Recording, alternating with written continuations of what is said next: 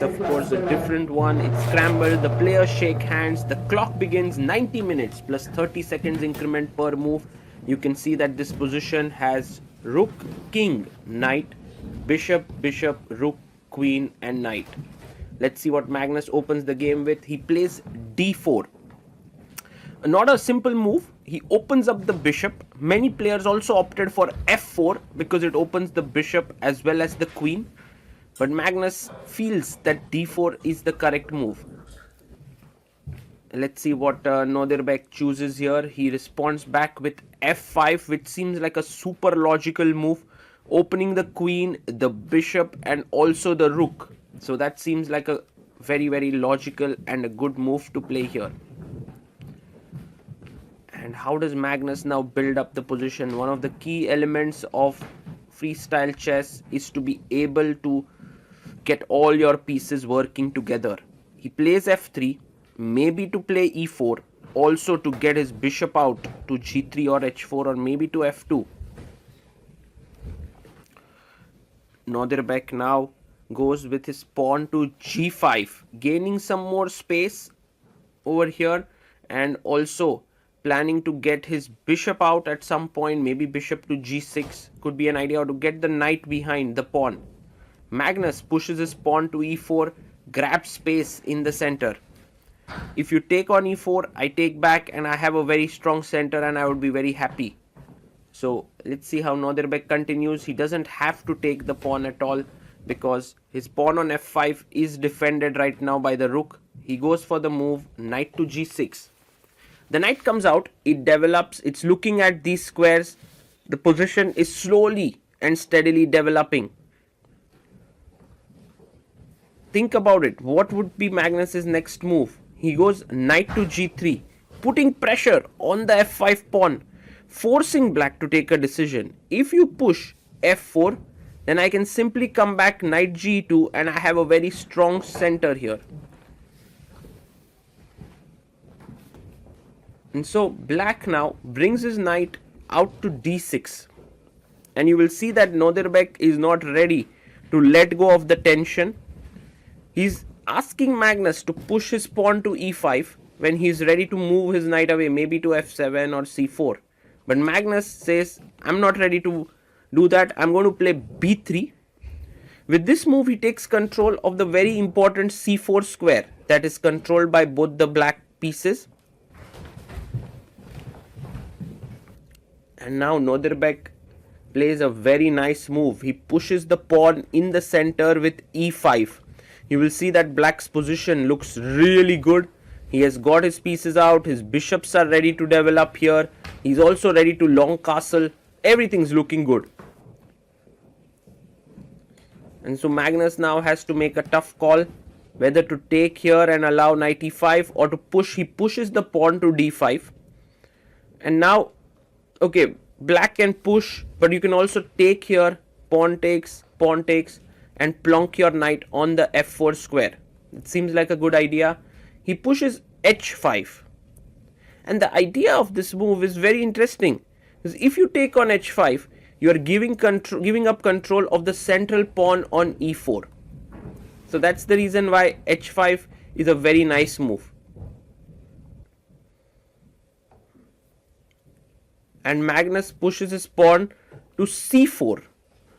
And he's very interesting because now isn't h4. Oh, if h4, he just wants to take on f5.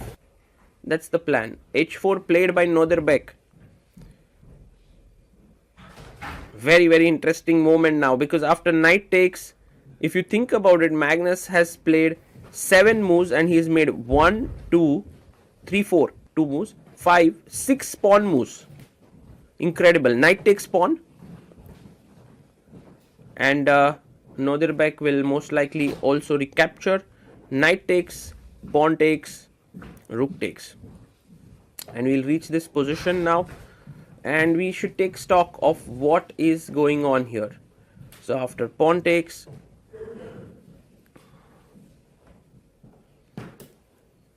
oh, he went knight. He doesn't take with the rook. Oh, that's a better move. Knight e7 to take here with the knight.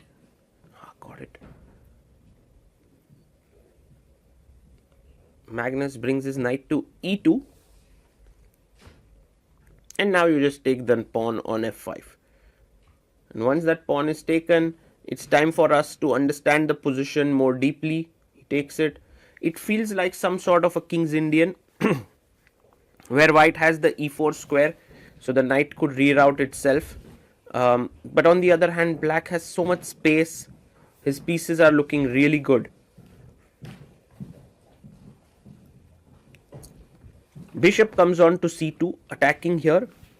Now, you can't go knight d4 because you can just take and it loses a pawn. So, he goes d6, and this is a little bit of a safe move. Instead, if you went bishop g6 with the idea of maybe, bishop e7, long castle, it would have been much better. d6 looks like a very natural move, but it just allows white to get the plans that he wants. You can see Magnus long castling here, and castling on the c line, and Nodirbek plays his pawn to b6. Somehow Nodirbek's moves feel a bit slow. Like here, he could already start playing on the queen side with a5, a4, but he plays b6, and Magnus goes h3. A very useful move. It does weaken the g3 square, but you can see that both white pieces are controlling this. You have stopped the g4 break. Now the bishop comes out to g6. Magnus's main idea, of course, is that if he can get his knight to e4. But the problem is the moment knight moves from e2, the black knight settles down on d4, which is a wonderful square. So for now, Magnus just takes into control the d4 square in all possible manners, with his knight, with his bishop, and he'll see later what to do. Already white seems to be slightly better. You can see how Magnus really grinds this step by step.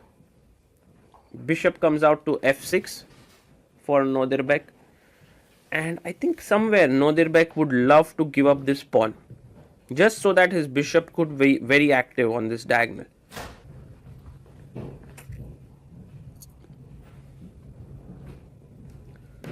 Now Magnus thinking about the next move. He goes rook f to e1. He improves the position of his rook.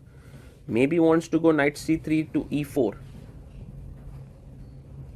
Queen comes up to g7.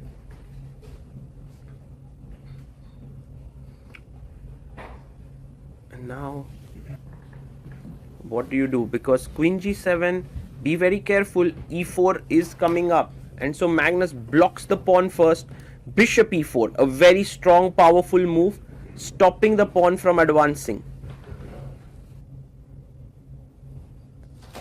a5, pawn pushes to a5, and the thing is, there could be some potential sacrifices like these, but the queen can always come in between and trade, so it's not feasible, and he wants to play a4 at some point, but for now Magnus stops it with knight to c3. But isn't now knight d4 possible? Because this is where black anyway wanted to put his knight, and we were stopping it with knight to e2. And yes, Nodirbek does play his knight to d4. Very complex middle game, but at the same time, it's very clear that white is the one who's dominating here. The reason for that is after bishop takes bishop, queen takes, which will be played. Now Magnus can place his knight on the e4 square, later take the knight on d4, and then claim that he is better. So yes, knight e4, and now you can see after bishop d4, e d4, and something like rook d3, black's position is very it's like this bishop is bad. That's the problem. So but when to take on d4 is a good question. You cannot really, you have to time it well. a4 played first, trying to open up, and of course if black gets some counterplay down the a file, he would be more than happy here. He goes b4, keeping the position closed.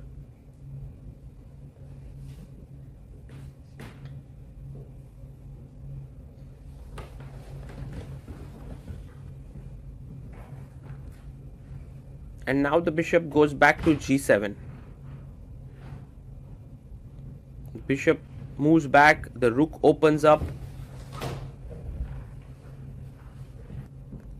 and Magnus has to decide his next move. He's bringing his queen, he brings queen f1. And so what he essentially wants to do is he wants to take and bring his queen here. It'll be interesting to see how Nodirbek tries to create play. a3 is a very logical move. He wants to get his rook to a4 and create some trouble down at the b4 pawn. And Magnus now plays his queen to d3. Step by step, he's getting his pieces in better locations. You'll see that the queen was on g1. He spent a time and he got the queen to d3. Now bishop comes out to h6. If white is careless and allows g4, that would be a check. But clearly white can avoid it by simply moving his king away. He first takes on d4, and just so that you understand, g4 is not possible because I can simply come back bishop e3. So he takes back, he takes d4.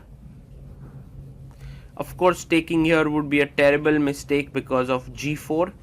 So he first goes king c2. You can see how Magnus has found a spot for his king on b3. And now the d4 pawn is also a bit weak. Of course, black would be more than... What? g4? Wow. What a move here by Nodirbek. That came out of the blue. Which pawn to take back with? F or H? Both look good.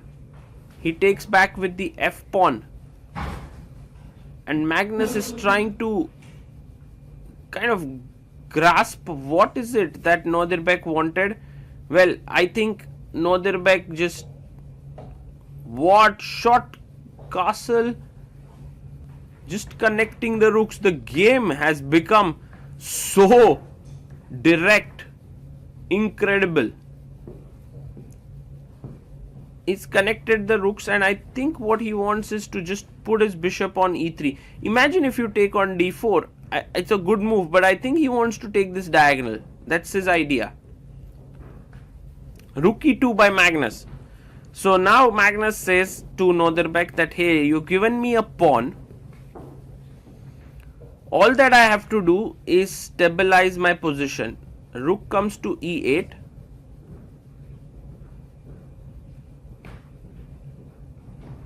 And now it's putting pressure on the e4 pawn here.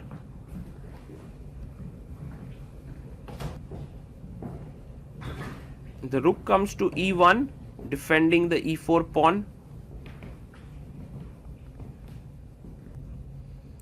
The bishop settles down on the e3 square. Very interesting. There is pressure down here with the queen and the rook. The knight comes back to d2. Wow. So firstly, Magnus is offering a queen trade. Nodirbek declines it. He goes queen f7. And now there are ideas of b5. You have to be careful there. So Magnus pushes his own pawn to b5. He finds time to do this. And in a way, if Magnus gets knight f3 followed by taking the pawn, he should be totally better. And so Nodirbek says, I'm going to take your knight. Even though my bishop is so strong, it's like really rooted in the position, I'm taking off your knight because your knight was going to be better. And so queen takes or king takes is the question. He decides to take back with the queen.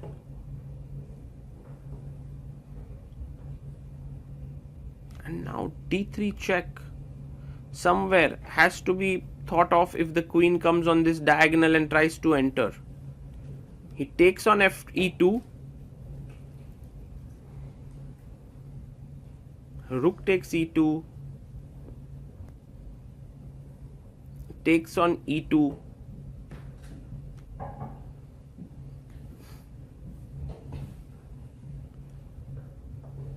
Let's see. He comes in, queen f1. Whew. Nodirbek here with queen a1, queen b2 ideas. You can't take on d4, your rook is hanging. So, what to do? Has Nodirbek gotten a lot of play?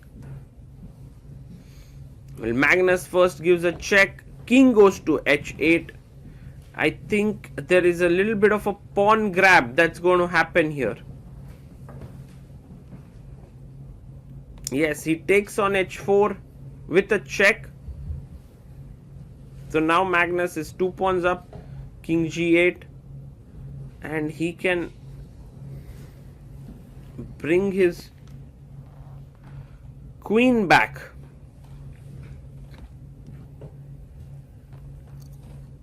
Check. King h8.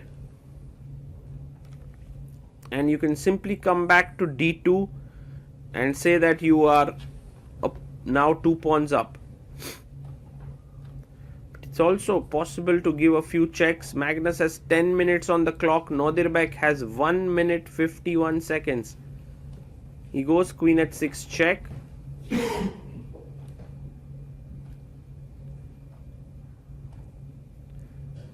And yeah, king g8 seems like the likely move here. So king g8 and now check. King goes to h8. The Magnus wants to retreat his queen to d3, not back to d2.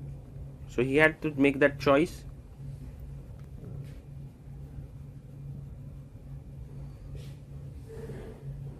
And there you see him bringing the queen back to d3. Now, these 3 pawns are just going to win the game for white. But the only thing that white has to worry about is this queen. It's entering in and it's creating a mess. It is threatening a check here. And queen takes a3 would be met with rook f1. So you have to be careful about it. But Magnus simply plays king b3 and tells Nodirbek that look, you don't have queen b2 check, my rook controls it. You don't have queen b1 check, my queen controls it. So what is it that you have here? Well, Nodirbek says, I have my rook entering in. Rook f1. Because if check, there is king g7. Another check, there is king f8. And it's not easy for the queen to join in because there is a mating attack that could come here. So instead, he goes rook d2. Calmly threatening this move, queen takes d4 check. The rook comes back to defend the pawn. So rook f4. Can we go like something like g3? Is that even possible? G3. Maybe there's rook e4. What an incredible move. If you take here, there is check.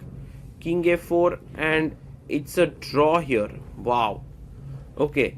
So he takes on a3. Magnus finds the best move. King takes a3 on the board. Queen check to c1.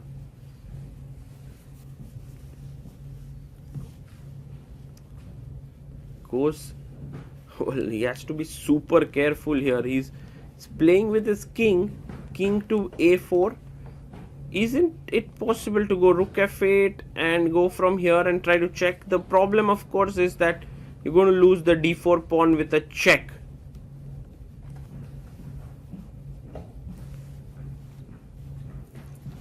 Rook e4. What a move here by Nodirbek. If you take here on e4, there is queen takes c4 already with a draw without having to calculate anything. So he goes rook to f2. Magnus plays his rook to f2 and I guess it's still not on the radar to take the rook. The rook is untouchable for the time being. So Nodirbek can improve his position here.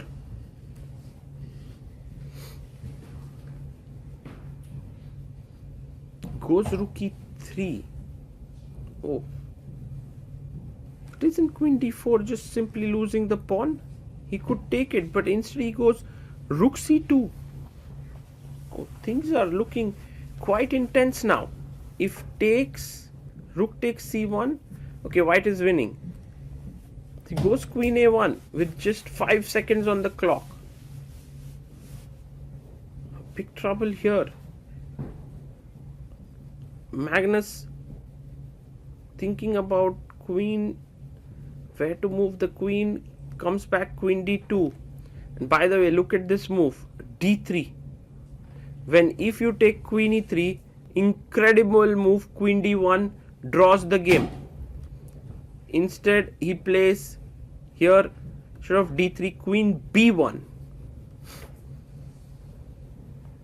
And now the question is, can we simply take with a check? Yes, he takes it. The rook is hanging. If you move the king away, I can at the very least take here and be winning. But instead he first plays rook e5. And Magnus just goes rook e2. A very good move here, taking advantage of the pin. You can see how Magnus very calmly navigated all the troubles that he was facing in the position. He just made sure not to fall for any of the tricks. That's how good Magnus is when he's switched on.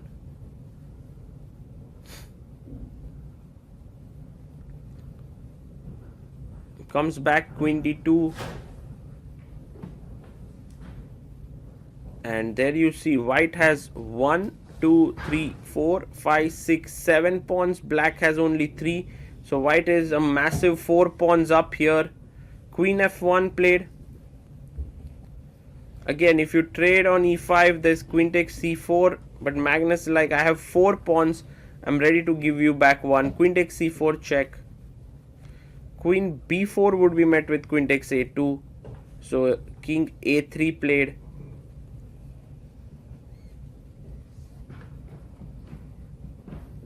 Now d takes e5. The plan, yes, he takes on e5. D takes e5. And here Magnus gave few checks.